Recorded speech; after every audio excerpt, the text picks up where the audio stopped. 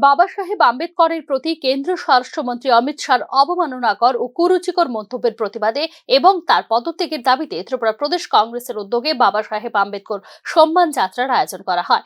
জেলা শাসকের মাধ্যমে রাষ্ট্রপতির নিকট ডেপুটেশন প্রদানের উদ্দেশ্যে এই বিশেষ কর্মসূচির আয়োজন করা হয় বলে জানানো হয় প্রদেশ কংগ্রেসের পক্ষ থেকে। শিক্ষা, মানবতা, সম্মান ও স্বাভিমানের প্রতীক আম্বেদকর আর তাঁর সম্মানের প্রতি আঘাত করেছেন দেশের স্বরাষ্ট্রমন্ত্রী। অভিযোগ কংগ্রেসের সংবিধান প্রণেতার প্রতি এ ধরনের অপমান মেনে নেওয়া যায় না বলে মন্তব্য করেছেন যুব কংগ্রেস সভাপতি নীলকমল সাহা।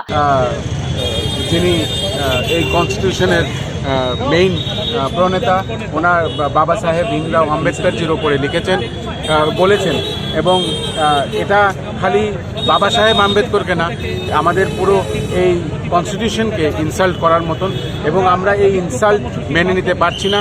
আমরা রাজ্য এবং পুরো দেশব্যাপী আজকে এই আন্দোলনমুখী হয়েছি।